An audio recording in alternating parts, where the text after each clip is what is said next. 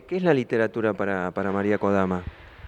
Bueno, la literatura para mí es una forma de conocimiento fundamental de esos mundos a los que muchas veces por suerte nunca vamos a tener entrada, ¿no? Y que podemos entender y descubrir a través de la literatura. Y que nos ponen además a salvo, ¿no es cierto?, de los peligros de esos mundos a los que no vamos a entrar nunca, por suerte, y de los que podemos escapar porque sabemos cómo son, ¿no? A través de la literatura.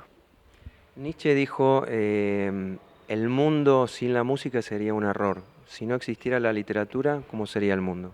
Y yo pienso que también sería un error y horror Al mismo tiempo. al mismo tiempo. Usted recién decía todo lo que tiene que leer por el tema Borges. ¿Cuántas barrabasadas ha leído o escuchado? Aunque yo me imagino que lo que le llega a usted ya tiene un filtro de universitario como mínimo, ¿no? Sí, no, lo que me llega puede ser, digamos, mejor o peor, pero no son cosas absurdas, ¿no? Es decir, son cosas basadas en estudios, en fin, en la lectura de la obra de Borges, en la reflexión del que hace el trabajo, muchas veces algunos muy interesantes, y otros menos interesantes, pero no disparates, no. ¿Cuál fue de los disparates más o menos conocido el que más risa le promovió de escuchar aquel famoso poema apócrifo o alguna de las cosas que se dicen de Borges que nada que ver? No, eso es, bueno, ese poema era una cosa absurda y lo peor del caso, yo recuerdo fue que una vez yo tenía que ir a México para hacer la presentación de un libro eh, que me dieron la noche anterior a la presentación, más o menos como de 500 páginas así, que era imposible que leyera yo, de distintos autores. Entonces yo digo, bueno, suertes virgilianas. Pongo el libro de canto en la mesa, el libro se abre en el artículo de Poniatowska sobre Borges, pero si lo hubiera querido hacer, no lo hubiera hecho. Entonces se abre allí el libro, empiezo a leer, la primera parte era correcta, era una entrevista que esta señora le había hecho a Borges correctamente. Y quedé horrorizada cuando veo que la señora inventa la segunda parte, inventa la segunda entrevista para hacerle decir a Borges que le ha escrito ese poema. Entonces, cuando el muchacho viene a buscarme a mí para que yo fuera, me dice, ay María, está lleno de periodistas, claro, porque eran escritores de distintas partes del mundo que habían hecho el libro. Entonces, le digo yo, bueno, mira, como vos no tenés nada que ver, yo te ofrezco a vos lo siguiente, si yo voy, yo he descubierto esto y voy a decirlo. Si eso te perjudica, vos decide que yo enloquecí, me fugué, me suicidé, lo que quieras decir. Y Es muy generosa usted. no, bueno, pero lógico, pobre chico, ¿qué culpa tenía él? Entonces le digo, vos decí lo que quieras decir. Entonces, pero yo no quiero de ninguna manera perjudicarte porque vos no tenés nada que ver en este asunto. No, María, vos andá, decí lo que tenés que decir, lleva el libro y yo a continuación voy a decir que la editorial retira el libro para sacar el artículo. Bueno, le digo, yo te doy a elegir, si a vos te parece que nada va a pasar con vos, perfecto, voy. Entonces, después cuando terminó eso, claro, era todo un panel de periodistas, porque claro, eran de distintas partes del mundo los escritores que habían participado en ese libro. Entonces, terminó de decir eso, entonces uno de ellos viene y me dice, pero María, qué barbaridad, Poniatowska es el ídolo de la izquierda mexicana. Ah, sí. ¿Dónde está la extrema derecha mexicana que me voy a inscribir allí? Porque si el ídolo de la izquierda mexicana es una persona que inventa algo así, atribuyéndoselo a una persona que inventa una entrevista que no hizo, la primera sí, pero no la segunda, le digo, la verdad, ¿dónde está la extrema derecha mexicana? ¿Qué pasó finalmente? ¿El libro lo retiraron? Sí, lo retiraron. Conocí el episodio, pero no que era Poniatowska, que es una escritora que a mí particularmente me gusta mucho. La piel del cielo, digo que es uno de los libros que recuerdo. ¿Pudo leer algo de ella o la había leído antes o ha quedado? Sí, no, yo la había leído, y el artículo que ya había hecho sobre Borges, o la entrevista que le había hecho a Borges era buena, todo eso sí, pero bueno, por más bueno que sea un escritor, si llega a degradarse haciendo una cosa semejante, yo lo siento mucho, pero tengo que decirlo, ¿no? Desde ya no, pero no cuesta más entender no un error, esta falsedad, hasta delito, esta malversación de alguien que tiene talento.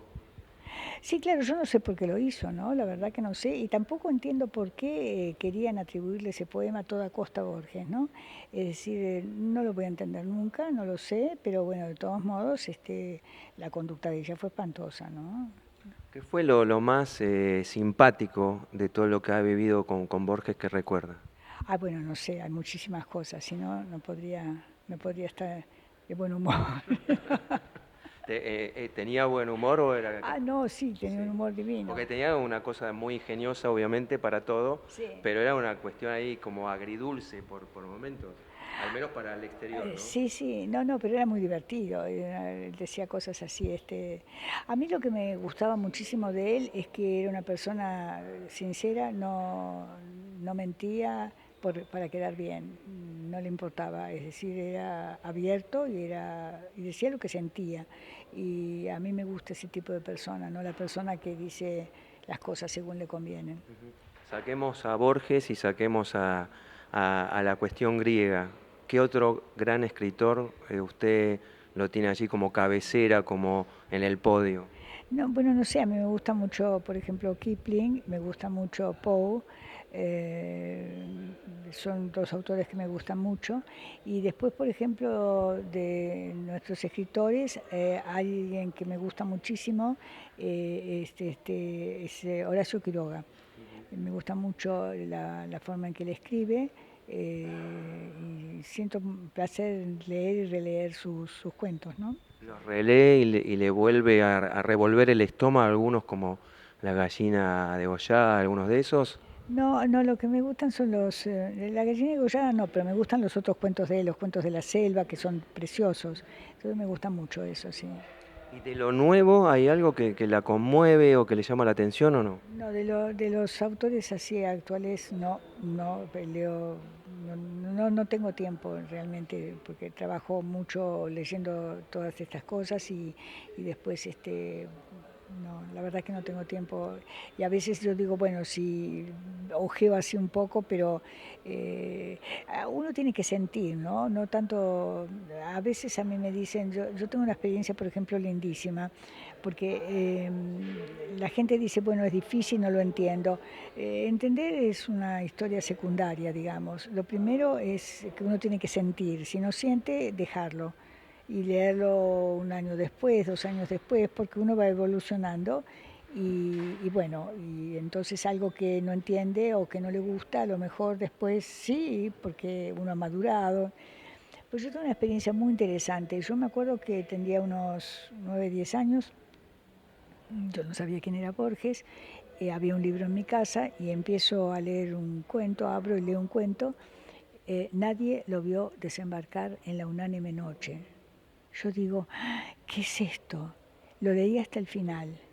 Quedé presa de tal manera de ese cuento que no entendí, por supuesto, intelectualmente, pero sentía como la cadencia, la música de eso, me atrapó de tal manera que si saliera una ley diciendo que hay que quemar toda la obra de los escritores, salvando una sola pieza de toda la obra de Borges, sería la que yo salvaría de toda la obra.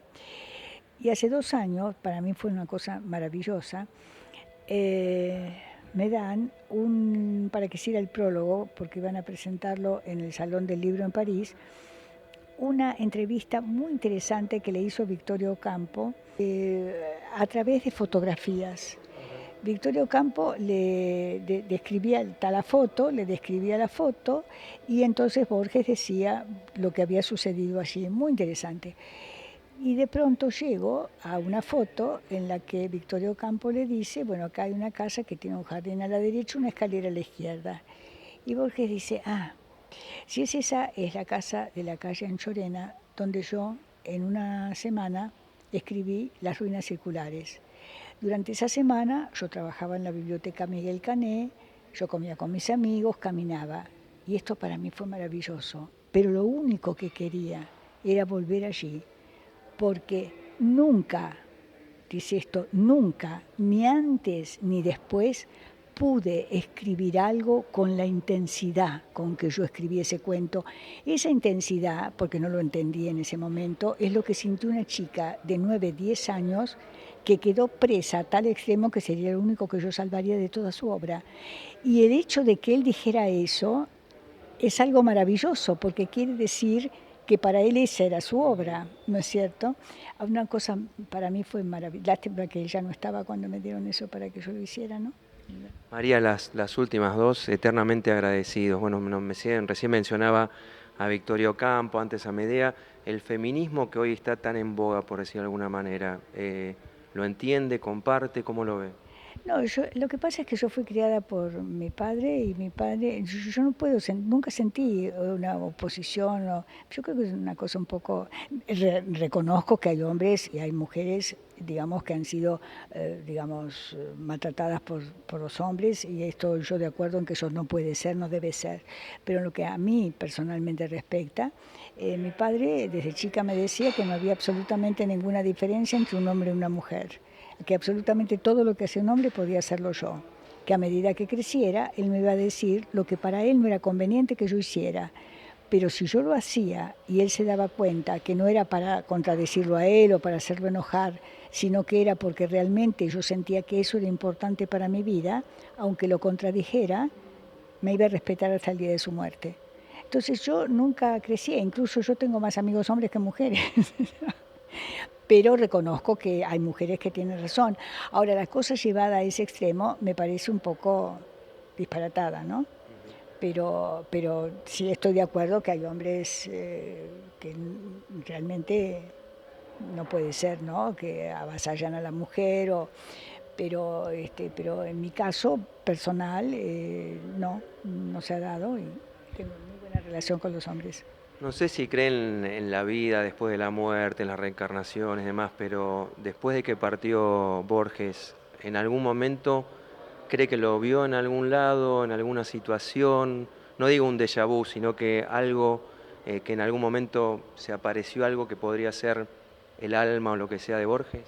Pero lo que pasa es que para mí el no partido está conmigo porque, bueno, me ocupo de su obra, doy conferencias sobre él, charlo sobre él, entonces está conmigo siempre, es decir, sé que partió naturalmente, pero y además, por ejemplo, era muy gracioso porque decía, bueno, en realidad, me decía él, de todas las formas, porque por supuesto es que no creía, de todas las formas posibles, después de nuestra partida, la más lógica es la reencarnación, ya con eso la más lógica no, okay. La más lógica es la reencarnación. Entonces, según él, nosotros veníamos de varias vidas anteriores juntos. Entonces me decía, bueno, sí, nosotros dos. Entonces, sí, porque teníamos una cosa de pensamiento. Lo que pasa es que fue educado. ¿Y quién estaba pagando el karma ahí? Eh, no los dos, creo. Entonces, pero era un karma divino. Entonces, lo que pasa es que la gente del siglo XIX, era del siglo XIX, fue creado por gente del siglo XIX, la manera de pensar de esa gente no era muy diferente de la manera de pensar de Japón. Luego la cosa se fue degradando y ya fue otra cosa, eso ya dejó de existir. Pero en ese momento él fue educado con principios que eran semejantes a los de Japón. Entonces él me decía, bueno, la forma más lógica es la reencarnación. Entonces prometámonos que en la próxima vida nos reencontramos. Entonces yo le decía, prometido Borges, en la próxima vida nos reencontramos. Ahora usted sabe que yo soy salvajemente sincera. En la próxima, yo científica. Y él cerraba los ojos y me decía, no me diga eso porque él quería volver a ser escritor. No se puede, en la vida siempre hay que, en la otra hay que cambiar. No voy a tener muchas oportunidades de volverla a ver y quiero cerrar, si bien ya le vengo diciendo la última, esta sí es la última, y espero que se entienda un poco la imagen, ¿no? John Lennon, Yoko Ono, Borges, María Kodama. Mucha gente la tiene todavía a Yoko como la culpable de todo, ¿no? ¿Usted se siente en algún momento cercana a esa comparación salvando las distancias, ¿no? No, para nada, no, para nada. Y después, además, la gente me quiere mucho. En un momento, por un grupo de gente así, bueno, Ujú. está todo el escándalo en Buenos Aires, pero después de todo eso, yo nunca me metí en los diarios a discutir con ellos. Cuando se pasaban de revoluciones un juicio, se acababa la historia y nada más. Pero no, ahora la gente me quiere muchísimo ahora y gente que me para y me dice que durante un tiempo los disculpara porque habían creído lo que la prensa decía, pero que después de ver mi actitud y la forma en que yo trabajo para la obra de Borges y que lo mantengo vivo, digamos, la sensación de que está vivo porque doy conferencias, hablo sobre él, etcétera, etcétera, se dieron cuenta que la prensa me difamó. Entonces, y la gente que me para por la calle me dice eso, o sea que para mí es la victoria total. María, muchas gracias. Gracias a ustedes.